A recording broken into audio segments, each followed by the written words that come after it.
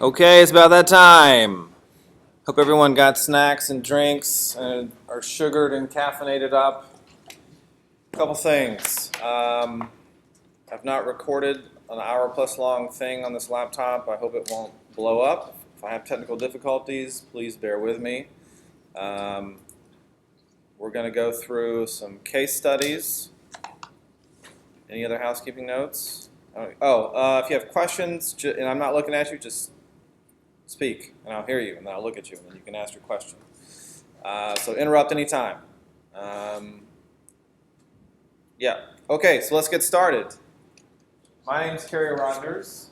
I run a website called PacketBomb.com. I mean, they asked for a title of your thing, and I run a damn website, so I had to make up something.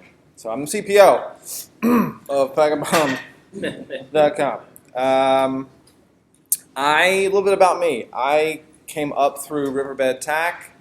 If you or anybody Steelhead customers, or at least have used Steelheads, 2 or 3 of you, so WAN opt. So it's supposed to make everything faster. So customers call when it doesn't. So I had to solve a lot of customer problems for performance, for break fix, and the only way to really get in there and understand, because application logs, software logs only get you so far. You got to do packet analysis, so had to do it. Eventually moved into management. I did go to the dark side, but this was the one thing that I really enjoyed. I felt that I was good at. I didn't want to just completely, I was okay kind of letting go other technical stuff, but I wanted to kind of keep this in my back pocket. So I started this website where I do some tutorials and case studies and whatnot. So what this is I'm calling this the packet analysis team. Where's my mouse? How do I start this? Thousands of people turn to the internet for help because they have a burning computer and network problem that they cannot solve. If you have a problem, if no one else can help, and if you can find them, maybe you can hire the Packet A team.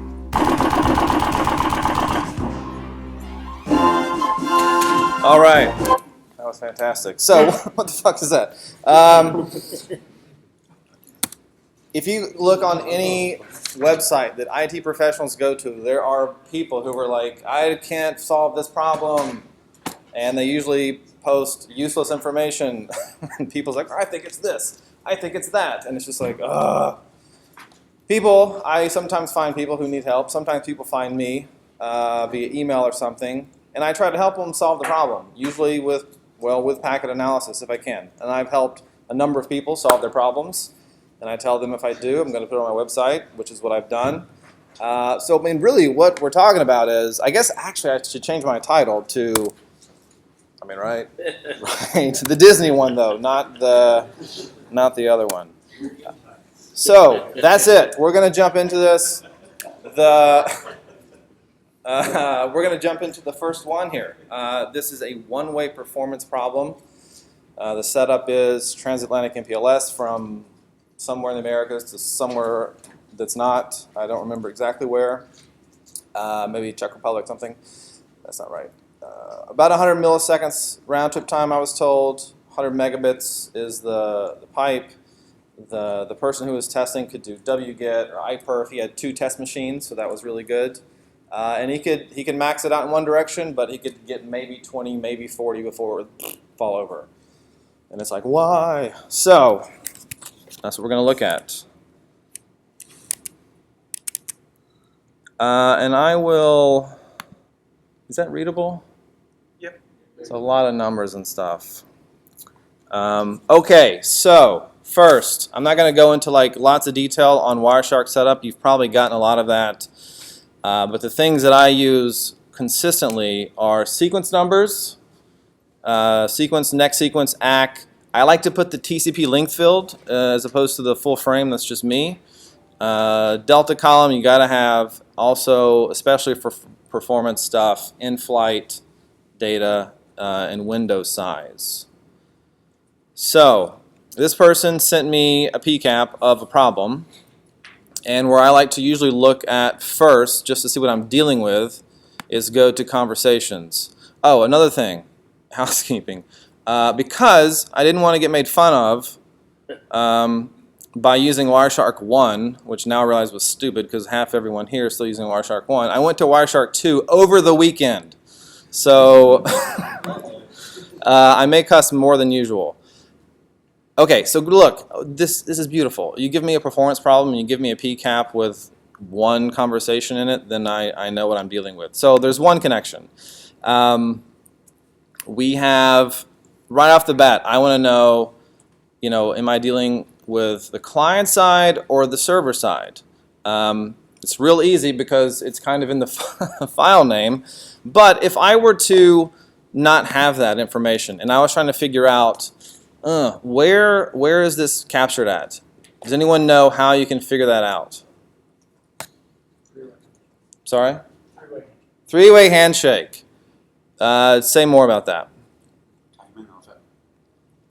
Okay, the timing of it. Right, so this is the client side, and we notice we have the SYN, SYN-ACK, ACK, which again, when you're capturing data, always get the three-way handshake. There's too much information in there that if you don't get it, you're going to wish you had it. So we can see that from the client perspective, the SYN packet is time 0. That's the beginning. And the next thing we see is the SYN-ACK from the server, and the delta there is 103 milliseconds. So if you think about a server on one side of the world, or a client on one side of the world, and a server on the other, at time 0 it sends the SYN, which has to travel across the ocean to the server, which responds with the SYN-ACK, and then back. So the time between those two packets is the round trip time. On the other hand, on the server side, you see it in a different spot. So you have to think about the perspective of where you're capturing. So the server is sitting there minding its own business when this SYN packet shows up out of nowhere wanting to talk to it. So immediately, essentially, it sends the SYN-ACK back to the client. So at time 0, again, the SYN shows up. The SYN-ACK goes out immediately. The SYN-ACK then has to travel across the ocean to the client. The client completes the three-way handshake back to the server. And so there you see the delay between the SYN-ACK and the ACK. If you were somewhere in between, well then, again, it's slightly different, but you have to think about where you are in the path taking the capture. So, let me consult my notes.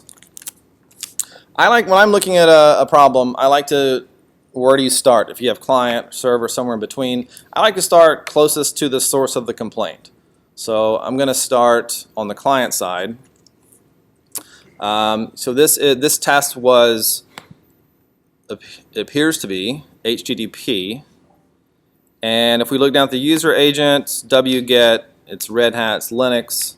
If we look at the response, Apache, also Linux. All right, well, that's probably good to know. So when I'm doing performance analysis, pretty much after I do the first little bit, I check my conversations, I check my round trip time. The first thing I do is go to Stream Graphs and TCP Trace. I'm a visual person, and I like to see what the throughput looks like. Now, a stream graph is in one direction. So you have to click on a packet from the sending side. So I clicked on a server packet and generated the graph. Had I clicked on a client one and done it, you would see this. It's kind of useless for a transfer in one direction. So all this is, the x-axis is time, the y-axis is sequence number, which is essentially bytes.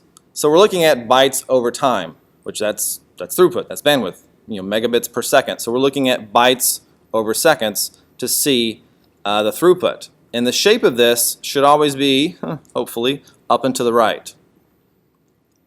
And if I'm looking at this, to me, this is beautiful. It's beautiful. We've got clear in the beginning. We've got slow start as the server is kind of feeling out the network, only sending a few segments at a time. Its congestion window opens up and it starts to ramp up, and then something goes horribly wrong. So I'm still getting used to this version of the thing. You can zoom in. And I like this graph a lot because you can just tell so much about what's going on. Like I can look at this and I can see that it's, you know, likely not like a receive window based, and I'll explain why. So if you zoom in here, this, I guess, kind of black, is that blue? I'm not good with colors. These little like I-beam things are the actual packets. So the longer they are, the more data that's in them. And the line below it is the ACK. So as the line goes up, it is now ACKing that packet, that frame, all the data up to there. So the line at the bottom is the ACKs. These little lines are is the data. If I zoom out a bit, a lot. The line way up here is the receive window of the client. So the space between the data and the receive window is the available receive buffer on the client. So because it's not close or touching, looks good. But you notice here, the data keeps going up and up and up, and the ACK line stalls out. So we kind of want to understand what's going on there. I just learned something new the other day. Yeah. So you can, the great thing about this is that when you find something in this graph, it's like, oh, what is that? Let me go check that out. You can click on it, and it goes right there. It's magic.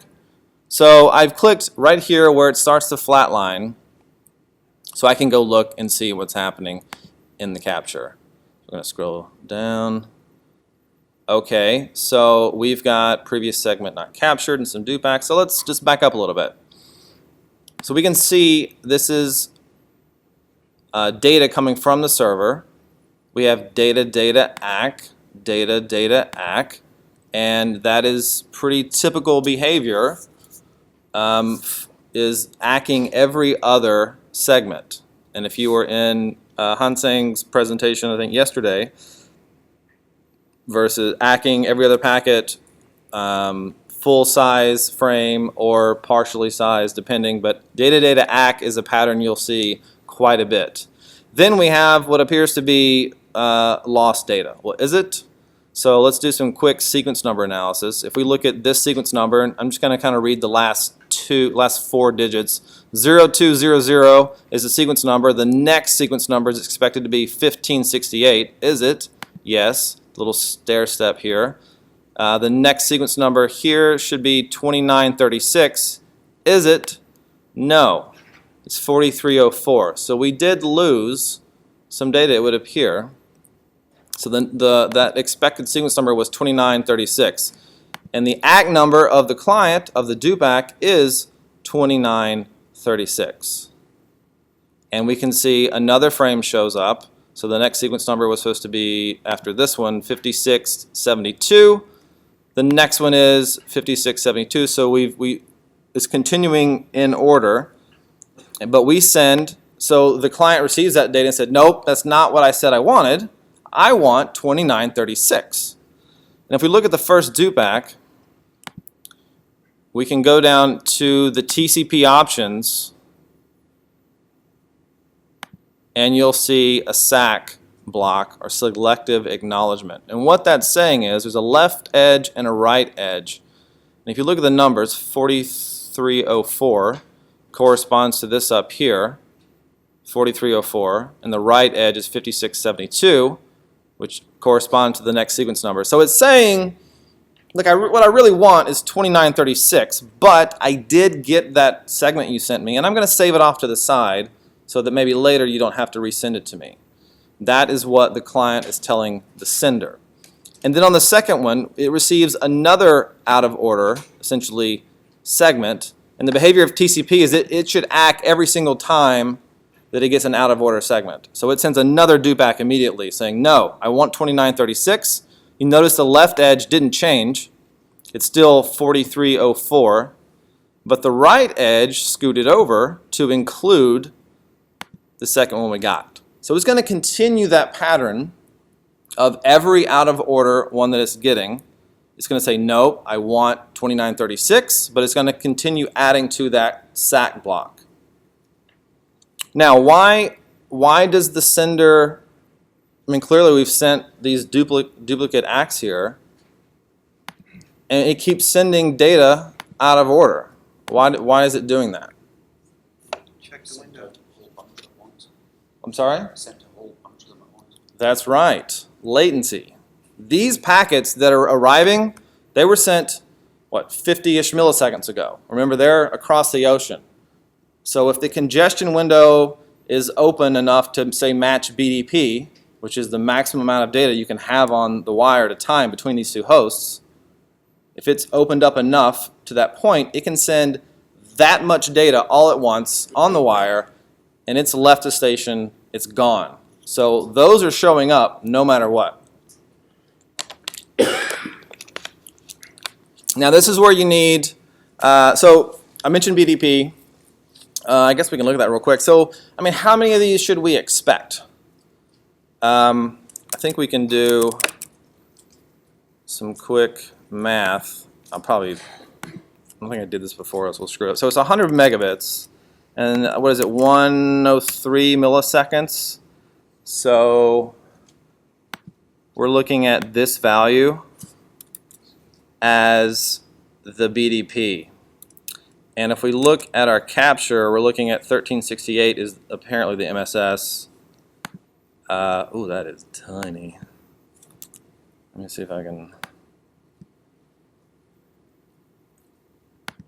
How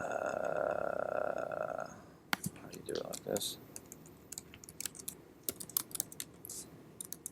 So divide, what did I say, 1368, is that what I said? Yeah.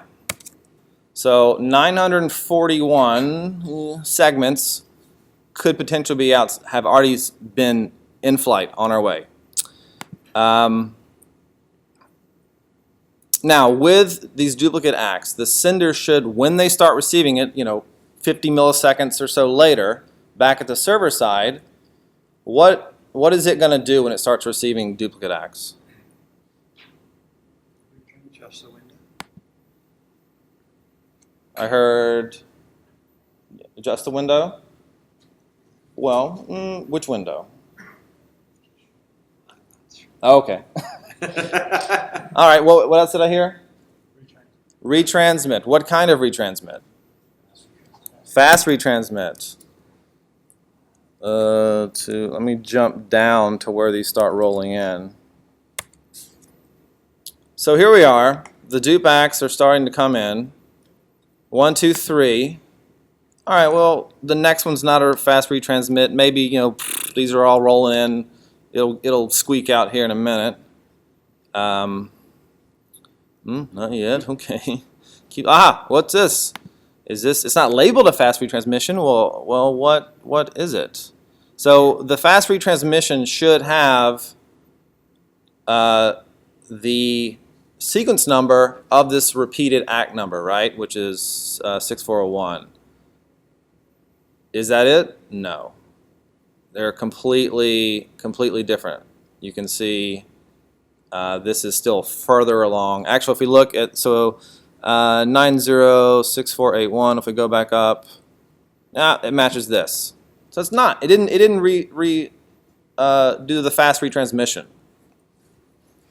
So when I was doing this analysis, I got to this point, fairly quickly, much quicker than talking it out, and thought, okay, well that's clearly the problem. We're transferring data. We have some packet loss. We're trying to recover, and the sender's just like, nope, not interested. Too bad. I'm going to keep going. And that seems to be the problem. So the question is why? Any particular guesses? And if you already know the answer, because this is actually on my website, maybe hold out for a second.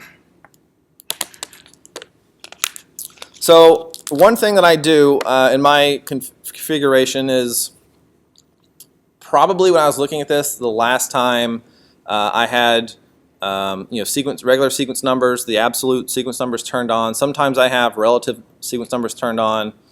But I'm trying to figure out a transfer issue, sometimes I flip back and forth between the two. So let's go back up to the top real quick. And I want you to see if you notice anything about this. Does anybody notice anything that looks odd? You see some deltas going on that are about 102 or 103 milli after the handshake. Yeah, that's probably round trip time due to slow start. Okay.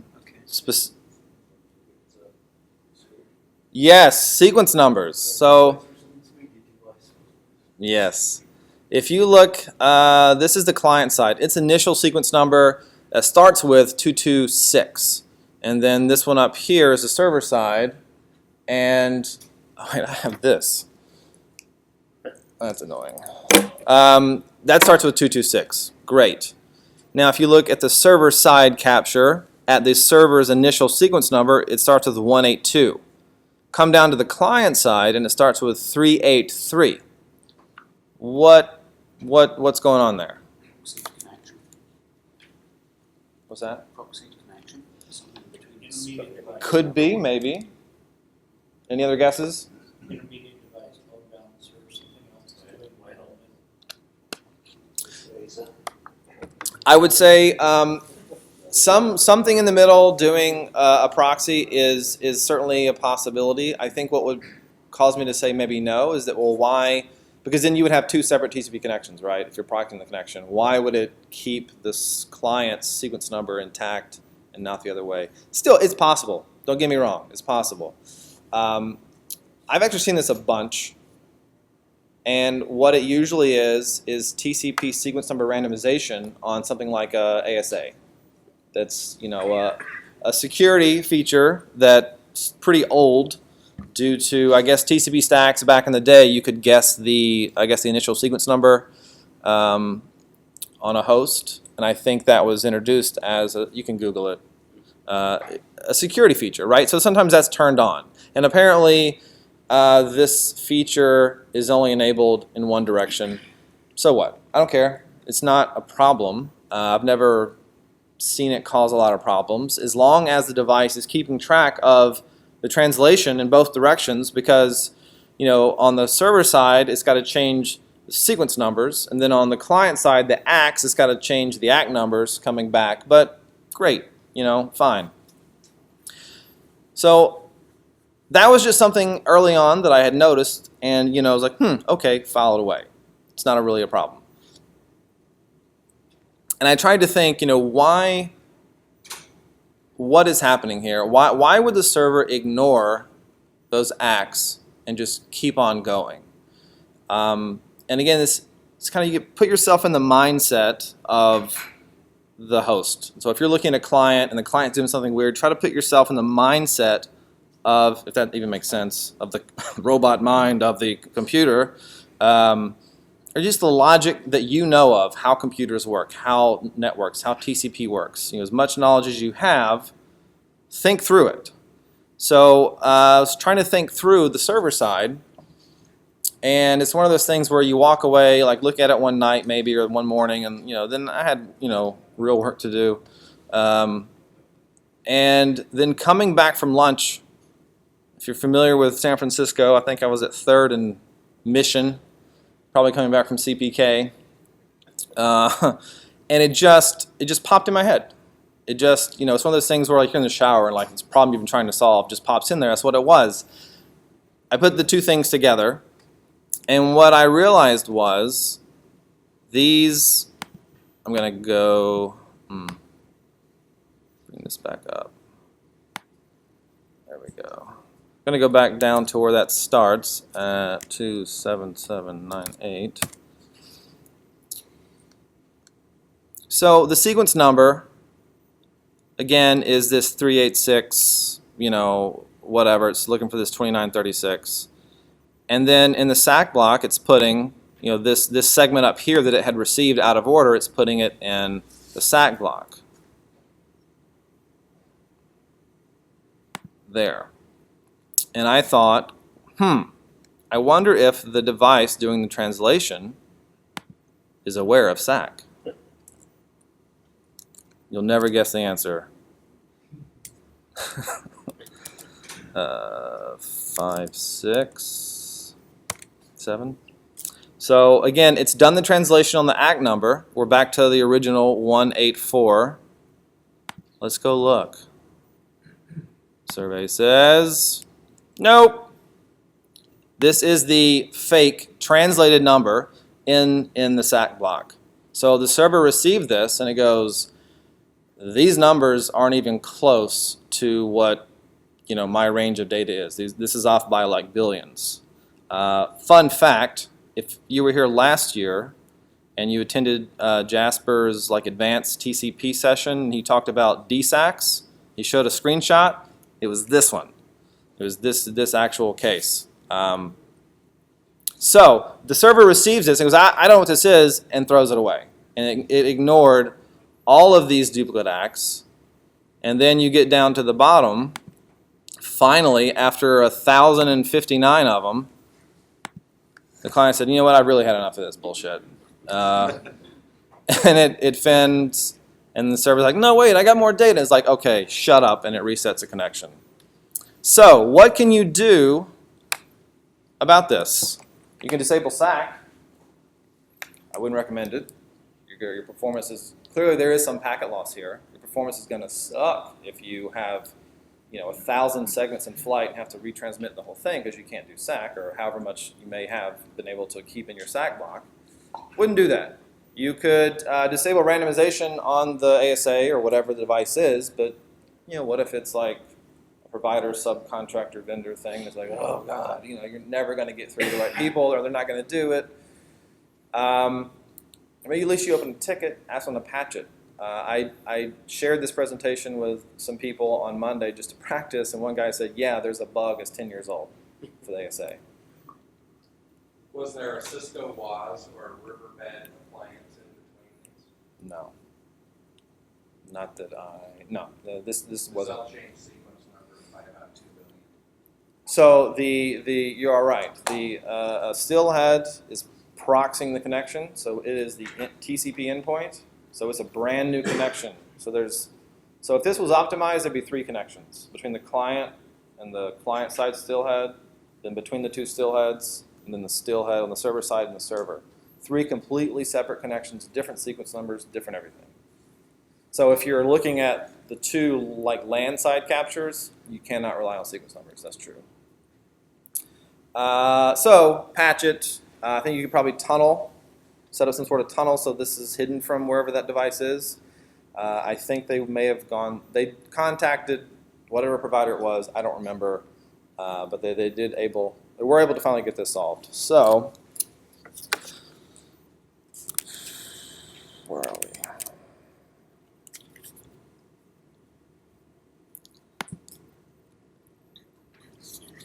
Takeaways. Wireshark setup. If I didn't have sequence numbers in my columns, man, I wouldn't have seen that. I'd be like, dude, sorry, I can't help you. Round trip time. Make sure you understand if you're looking at a client or server side, anything you do. TCP trace, stream graph, it's your best friend. And I use it. Any performance issue, I use it right off the bat. Again, think about, in your mind, from the client or server's perspective. You need to know some basics. Like if you didn't know what a fast retransmission was and what it should have been there, you would have been lost as well. And then when you're looking for stuff, turn things on, turn things off. I mean, see what happens in Wireshark. Okay, now we're going to look at TCP from a high level in this next video.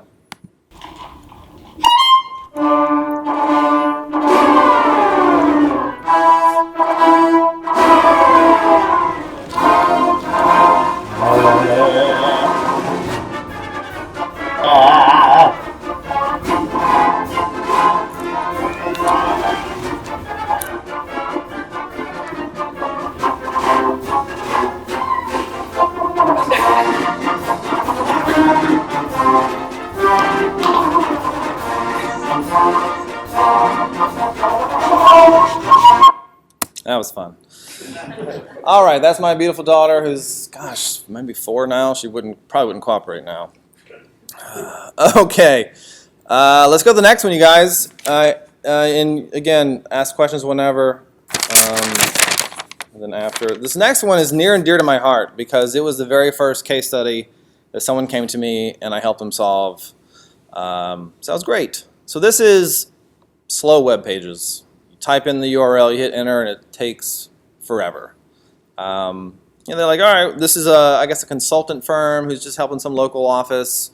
So they're not like embedded IT or anything. So the guy makes probably 5 calls a day, and this was just one of the people he swung in, tried to help him, check DNS, not sure. So I said, okay, look. He contacted me and said, hey, you think maybe you could help? I was like, okay, give me a simple test case, because when it's like HTTP problems, people give me so much shit. The data is just a mess. But I'm like, just do a simple thing. We'll see if that happened. It didn't. Okay, let me get this one loaded up. It is this. So, once again, what am I dealing with? I don't know. So I'm going to go look at conversations just to kind of get a quick overview and hope I don't see much. I see a lot. There's over 2,200 connections, but I mean, it's HTTP.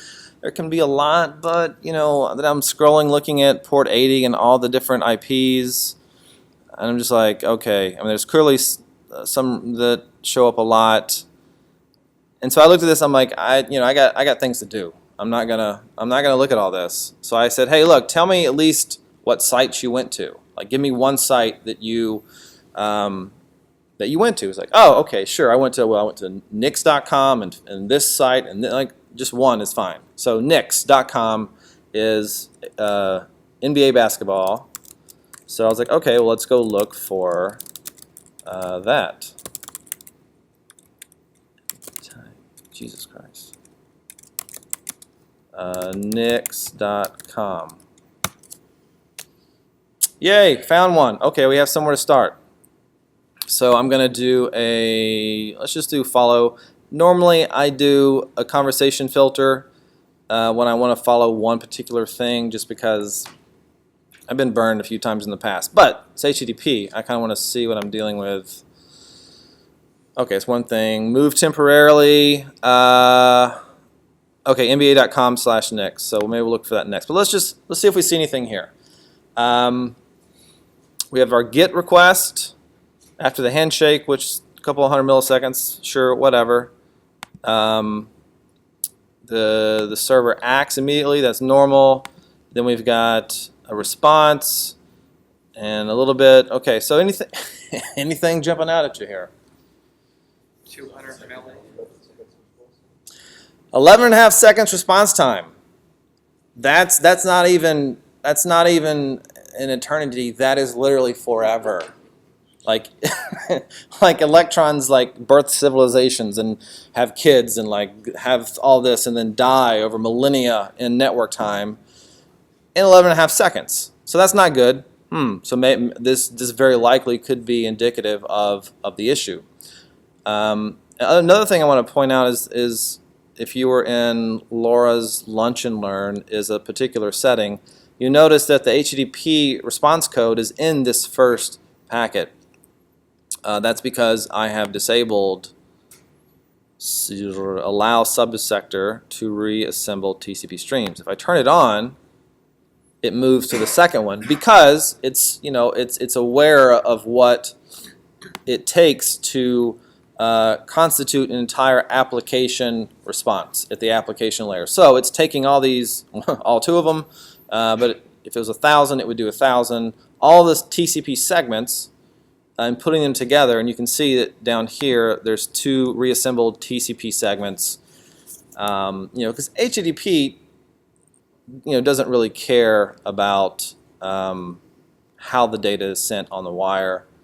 But this is useful if you want to know the entire time it took to receive the entire response. But we're interested in getting that first response. I'm going to turn it back off. No disassemble. No disassemble. Thank you, Johnny 5. The other thing that kind of jumped out at me, or just again one of those things that go and you file it away, is that there's 32 bytes of payload. It's just, and if you count the characters plus the character return line feeds at the end, that's all it is. And then the HTML, the body of it, is in its own segment. Is that a problem? Anyone? Is that a problem? The response is just 32? So, yeah, my point is, Two packets, right? it's not a problem. I mean, it can work this way.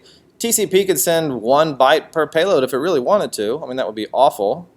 But again, HTTP doesn't care. It's giving the data to TCP and said, go take care of this. Send it over there. And what TCP does with it after that, well, it doesn't care. So this works. It's just, it bothered me. Like, I don't normally see that kind of behavior. But again, one of those things you just sort of file away. So let's have a look at, let's change this to NBA, which was the next one. And we'll go for the first one. Look, get/nix, fantastic. Follow TCP stream. There's a bunch of data. Great. Okay, do we see anything similar? We have a get. Here we go again. Over 14 seconds to get the response. And again, that response code is the only thing in the first segment, in the first packet. And then the content comes. Again, I don't care, whatever, but it's just kind of weird. So at this point, I wanted to see if there was any patterns we could look. Maybe if I could just look at all of the HTTP responses. And if I'm looking at the deltas for these, this isn't useful because this column is time from the previously displayed packet. And these are likely different connections, different IPs. If you look over here, the source ports or source IPs are different. So what I want to do is in TCP preferences, I'm going to turn on calculate conversation timestamps. So it does the timestamps per TCP conversation. And then I can add that delta as a column. You could also do probably HTTP response time as well. Whatever works for you. So we're going to apply that as a column. And then I'm going to move it. Whoops. I've been having some trouble with the interface. Oh, look at that, I already had it. Okay. So let's edit that and just call it TCP delta. Yeah? Yeah. All right, let's sort by it. Or don't. There it goes. Wow. That's painful. There's a lot of really, really high response times. So, through this process of looking at it, in the back of my head, something is starting to get louder and louder and louder. It's like, I think there may be some kind of proxy or something. The weird way that it's breaking up the responses back from the server, and then clearly there's consistent, really bad performance problems across lots of server IPs. So it can't be every server on the internet is slow. So I thought, is there something more I can find out? And what I did, let's just pick one. Let's do this one. It's like, maybe I'm lucky, if it's a small office, maybe I'm lucky enough to be layer 2 adjacent to this thing. Oh, got to resort.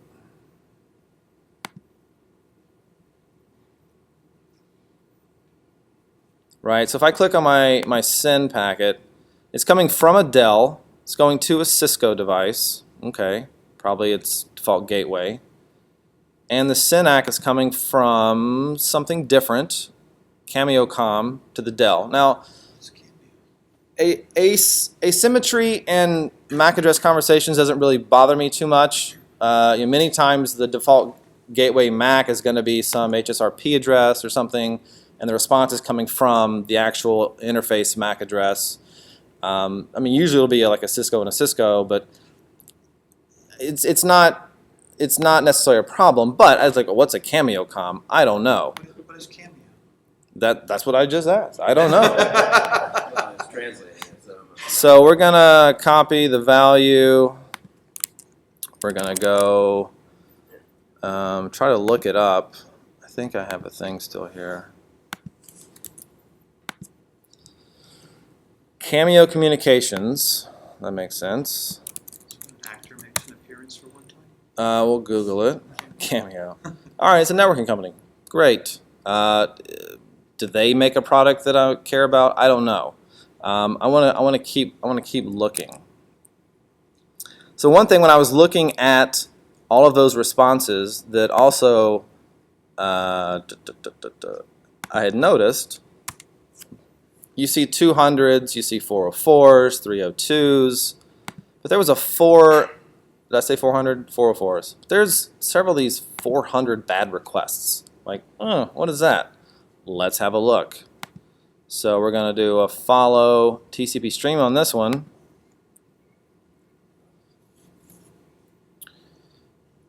And I'm looking at it and I see, SIM filter. Well, that's interesting. I don't know what that is. Let's go look for it. Mom filter. I'm not clicking on that. I don't see anything CYM stuff. I don't really see anything that useful. So keep looking, and I see Dan's Guardian. That also looks promising. So I Googled that. Oh boy. True web content filtering for all. So we've got some kind of web content filter, which we kind of suspected, but now we have information. We have the MAC address. We have, if it's not this product, it's a product that's running the software. So I gave the MAC address to the guy who contacted me. He looked up the IP and found, sure enough, tucked away in a closet was, I think, a network composer. Is that a thing? Anyone heard of that? Yeah, Network Composer, which sure enough is a content filter. They had recently replaced their local DNS server. Of course, updated all the clients, and it was fine.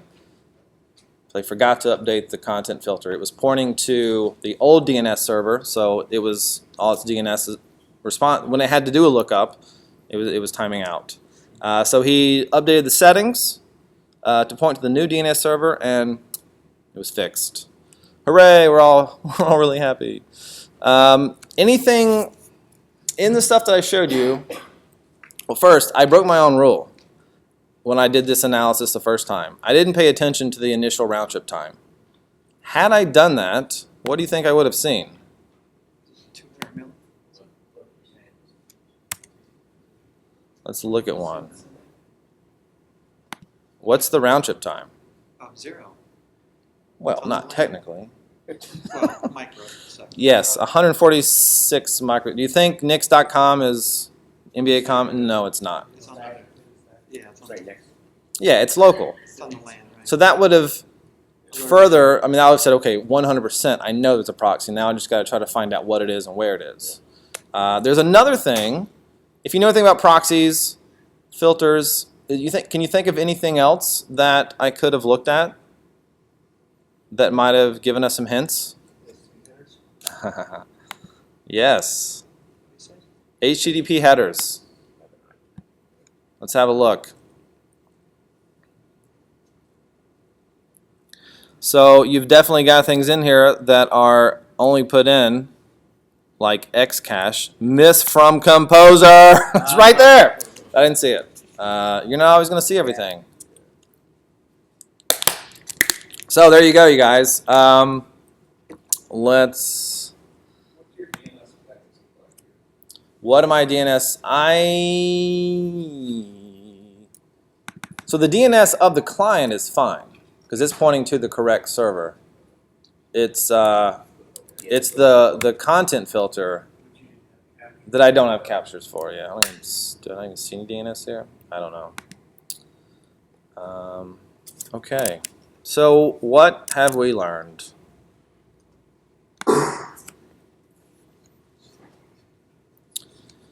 We have learned. Again, start with your conversations. Get a. Oh, I didn't start my timer. Okay, we're good. Start with your conversations. What are you looking at? Again, okay. Small rant.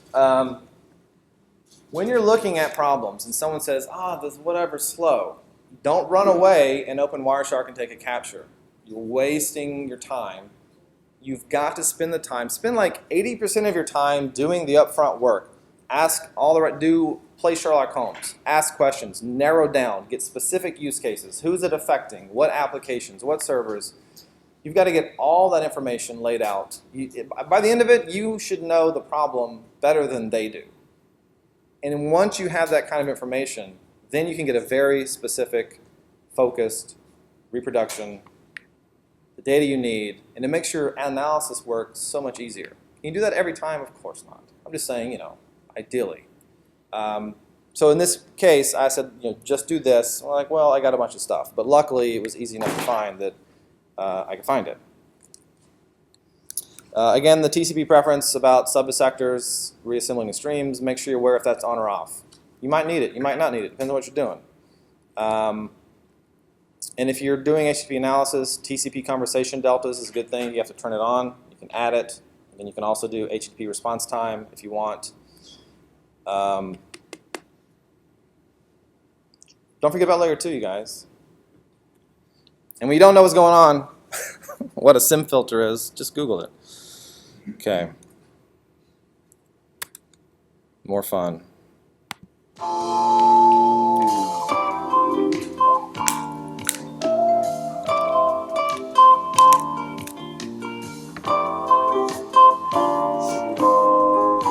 Hi. Welcome back. I'm Kerry Rogers. Thanks for joining me today. First, I want to address something. Some people say, Kerry, I can't do what you do. I don't have the talent. Well, that's baloney. Because talent is just interest pursued. Now this week, we're going to look at a slow mailbox move. And to do that, we're going to use the almighty Wireshark to look at the happy little packets. Here they are. All those little packets. You can scroll and scroll and oh, there's an ACK. Let's get into it. Oh, there's a corrupt packet. We'll have to send him to Washington. Well, I hope you've enjoyed this tutorial. Join us next time. And from all of us here, happy packet hunting. And God bless. I don't know. I don't have a good explanation for you.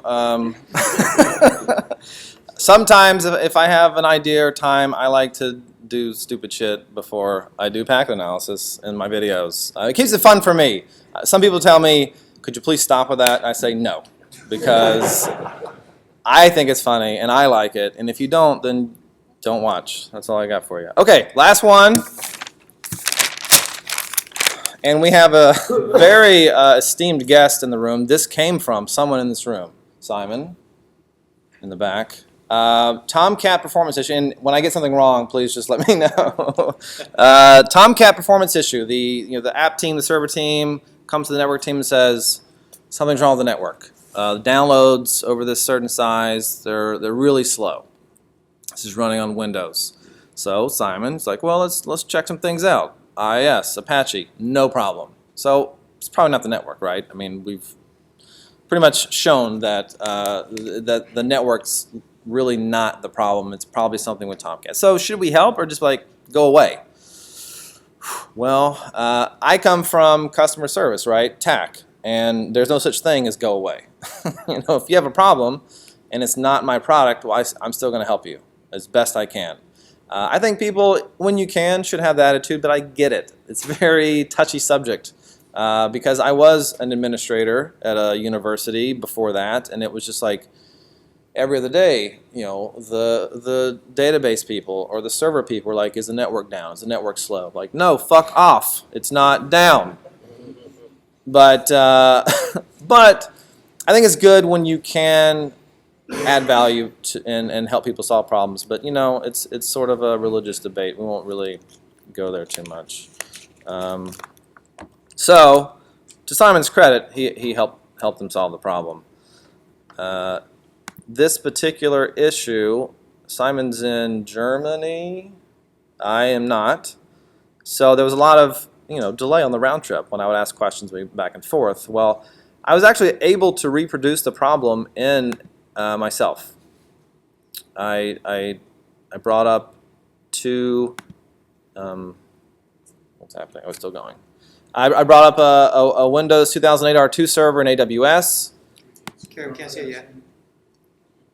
What's happening, you guys? Troubleshoot. Corrupt pack. That must be it. Not updating. I'm going to unplug it and plug it back in. That always works, right? Mom filter. Drive on third ignition. No, you'll figure it out. Yeah. Oh, you son of a bitch. Oh, now it's really screwed up. I didn't jiggle it. Alt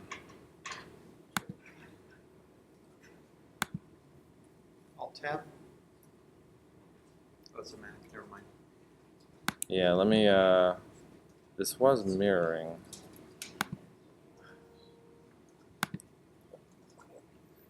It's looking bad.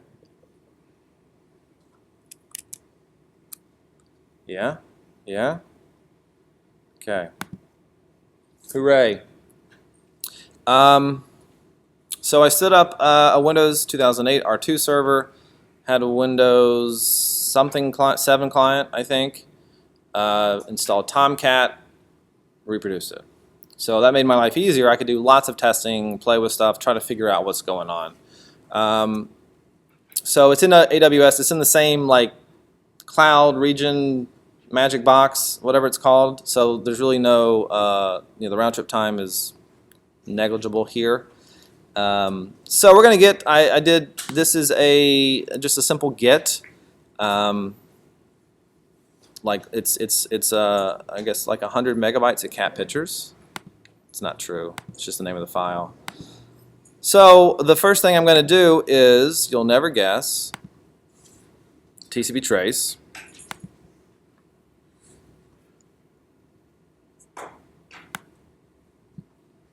Let's make it bigger. So is it going up and the right? Yep. What's concerning me here are all these little flat spots. If you have a flat spot, I mean, time is marching on, but no data is being sent. So if you have an interactive application, okay, but this is a download. So these flat spots are a big problem. So we're going to zoom in on one.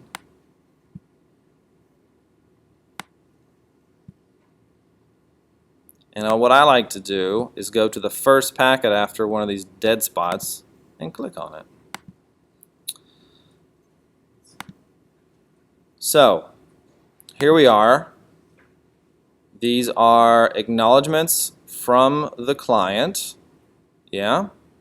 And then this last one has 208 milliseconds delta. Well, why is that? Well, we can go look and see, what it's acking. So its acknowledgement number here, 1074. So we need to look for a segment that has the next sequence number of 1074. Voila, it's this last one. Okay. Well, how many segments is this acknowledgement acknowledging? So let's look at the ACK above it.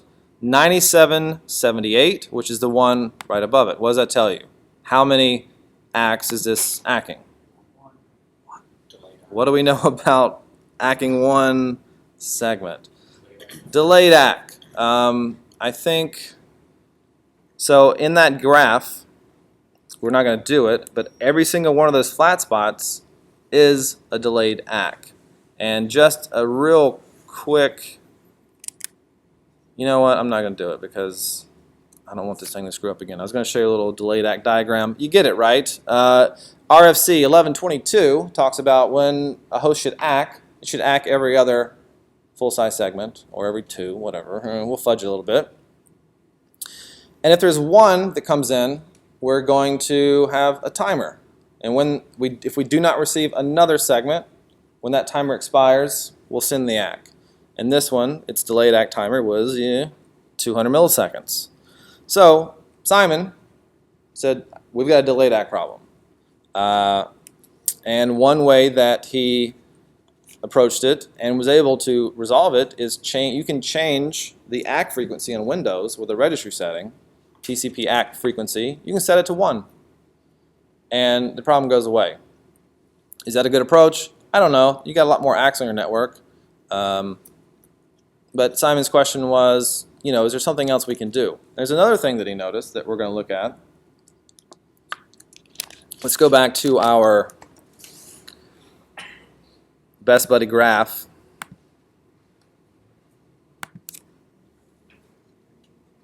So we have a verified delayed ACK situation.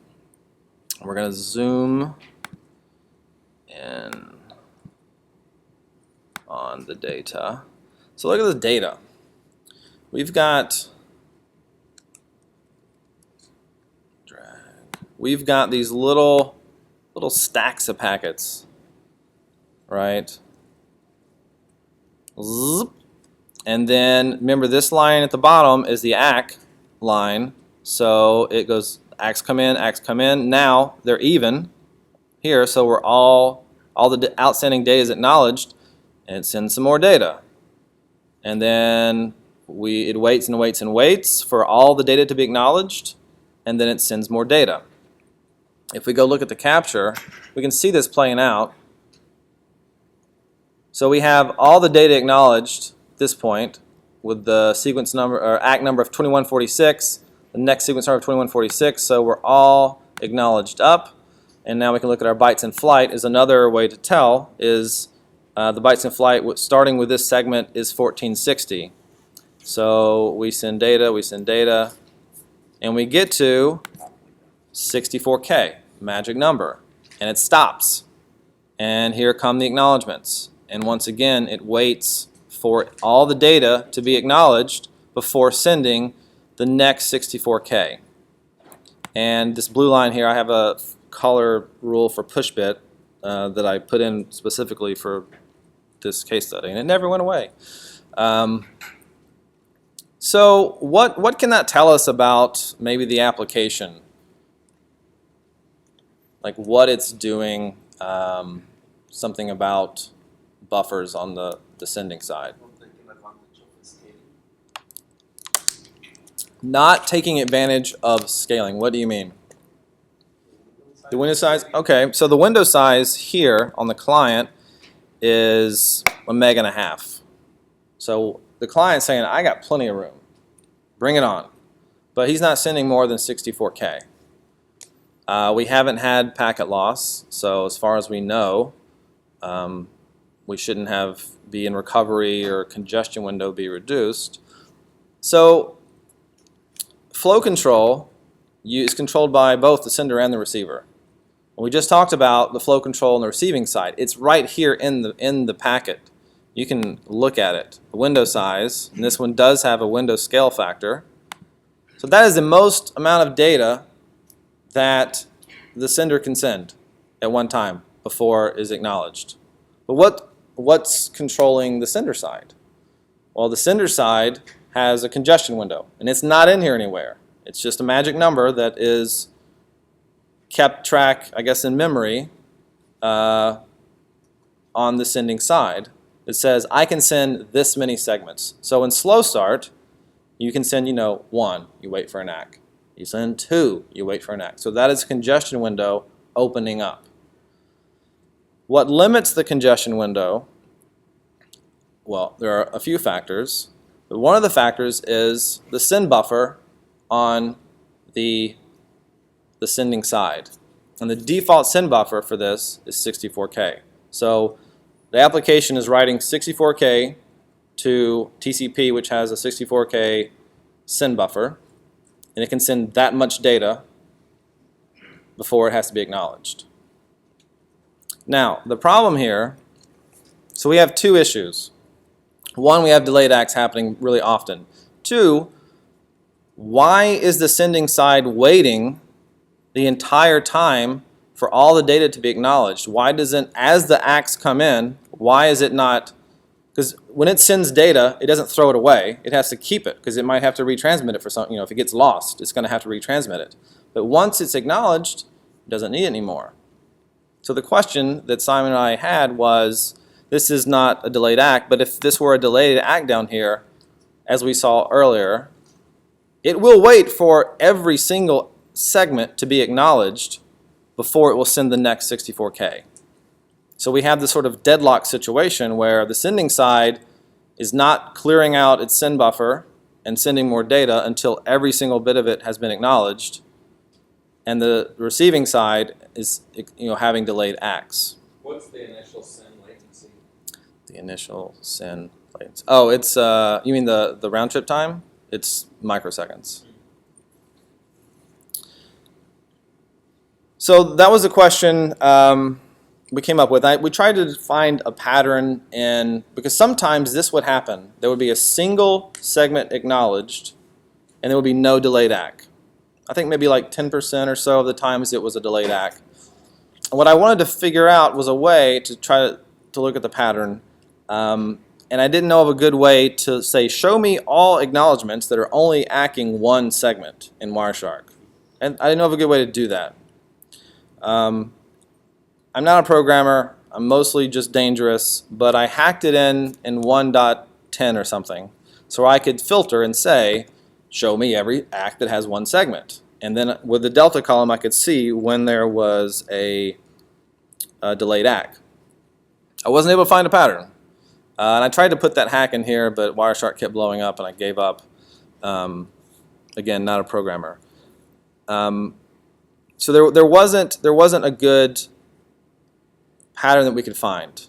Someone did suggest that maybe it's a window update that's triggered. So when the case of not a delayed ACK, when it's again a single ACK or an ACK ACKing a single segment, but it's not a delayed ACK, maybe that was a window update, because when the receiving side clears some space out of its buffer, I think, could be wrong, I think minimum two MSS will trigger a window update that requires an ACK immediately.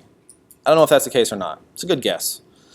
So I did a lot of testing. I tested this with other clients like Linux and stuff, never saw this problem. And what I came to determine was there was something magic about the 64K boundary.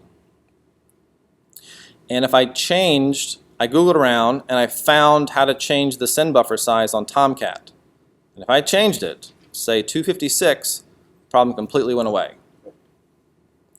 So there are times when, this is again only on Windows, there are times when something internal to a machine that you have no visibility into, you can't really explain it, but you can solve it.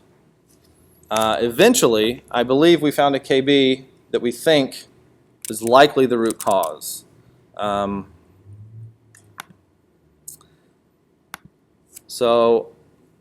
again, it's something to do with Windows Sockets API. And so here's our pattern, data, data, ACK, data, data, ACK, and then when you have that last small segment that needs an ACK, there's a delayed ACK. So that was happening. We've seen that happen. The cause is, whatever. Don't know. I'm not going to read all that for you. There is a workaround. You can change the type of socket you have, or change the send buffer size, which is what we did. And that, well, I think that's what we did, right? Okay, that's what they did. Yeah, solved the problem. Was there anything else I was going to say about that? The other thing that I found, and this maybe some of you guys have, so if anyone knows more about this, I'd love to hear it. The other thing that was really frustrating, or just to understand, was the ACK behavior was not every other packet. It was wildly different. It could be 1, 2, up to like 30, meaning one ACK could be ACKing 30 segments. Where was this captured? On In- the client side or on It was on the client. Yeah, on the client. Am I lying to you? I think it was on the client. I have two theories about that. One is, well, we don't have any AWS people in here, do we? Maybe, I don't know what AWS does. There's multiple layers of virtualization. There could be something happening at a layer that's not visible to me to cause that behavior, which might be receive side coalescing. So a bunch of segments come in to the NIC or something in that stack of virtualization, and it coalesces it into one big one and sends it up to TCP on the host, which then sends a single ACK for all that. That's my best guess. I don't know. Proxy. No, it's just between. Well, I mean, ask Amazon, but I don't think so. No, there's not. There's not. Sometimes a proxy, you send a request for data, comes back as HTTP. The proxy server will wait until it gets all the data. It will Right. then inspect it, and then it will smash it onto the client like that. Yeah. Right. Okay. Back to this. The inconsistency with their, can the VM move around or? Did the VM move around? It was inconsistent, moving around in their backend architecture, all of a sudden they're up to themselves down. Well, the inconsistency of the delayed ACK behavior, is that what we're talking about? Well, Simon saw that as well, so that's nothing to do with the virtualization of Amazon. That's strictly, I think, the TCP on Windows. Because what was interesting is that, so we have the problem, because to me, the problem is on both ends. The sending side won't send data when it should, and then we have this weird delayed ACK, but that's on the client side. And if you change the send buffer on the server side, it fixed both problems. 0 delayed ACKs if I change the send buffer. Yeah. Oh, geez, that doesn't look good. Let's try again. Let's just do it like this. Well, no, hold on. Let's try again. When you change the send buffer, did it send that much data and then stop? Like it needs 64K? No, it did not. So you saw the bytes in flight never got over 64K, which is how we kind of intuited that it was a 64K send buffer. When we changed it, then the bytes in flight got much higher. Was that your? Does the client have desktop virtualization installed in it, or there's some shim hanging on or something? Don't know. These were like vanilla AWS instances. So I'm not quite sure what they might have rolled in there. I think when you have strange ACK timings, or especially when you use following those all 2 or 3 segments pattern, so most of the time you have 70% 2 ACKs, Right. 30% of 3 ACKs. A good guess is to think, is there any visualized NIC somewhere in between? Because you have some local hosts where you're running VMware, for example, capture VMware interfaces that just don't prioritize acknowledging as long as receive Windows big enough. So Right. whatever comes in terms of I/O to the NIC, to the virtualized environment, hacking is just not number one priority. So you'll see like there's 2 packets ACK, 2 packets ACK, 2 packets ACK, and then it's like 25 packets. Yeah. Big ACK.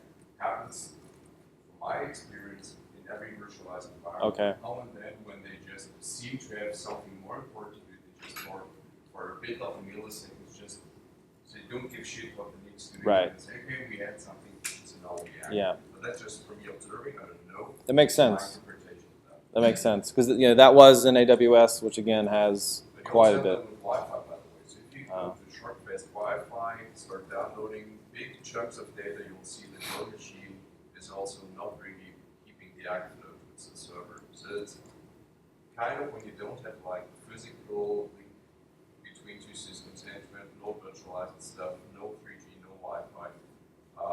That's when you can follow. Right. Everything else matters. Okay. Yeah, it's a good Cool. feature of VMware, especially for DJ and most cloud providers. It's a problem in the DJ environment where there's an abstraction. There's your delayed ACK timer bit. Okay, takeaways.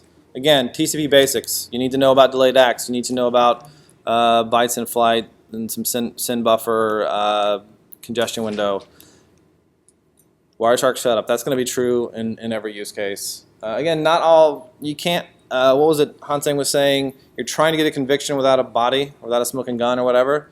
That's what sometimes you have to do. You can get it solved, but you may not really know the exact understanding. Like you want to have that root cause, but sometimes you do the best you can.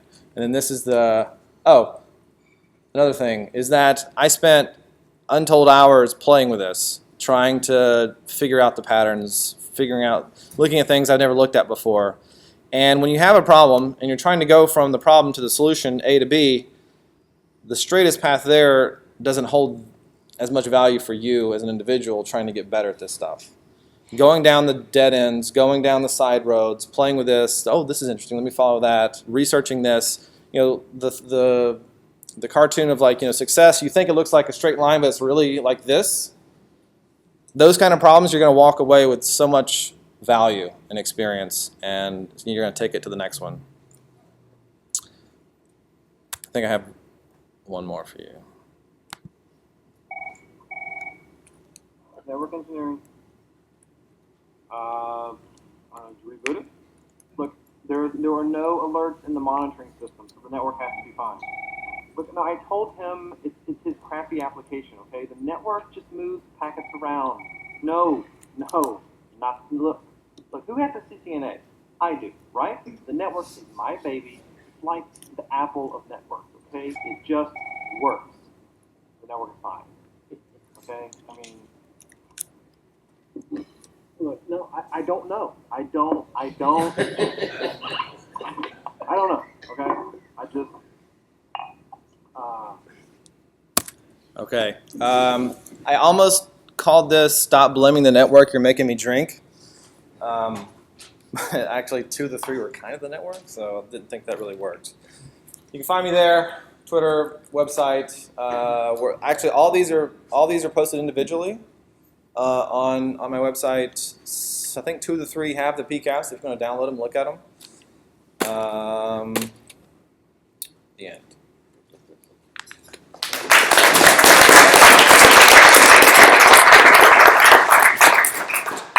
Please fill out the survey.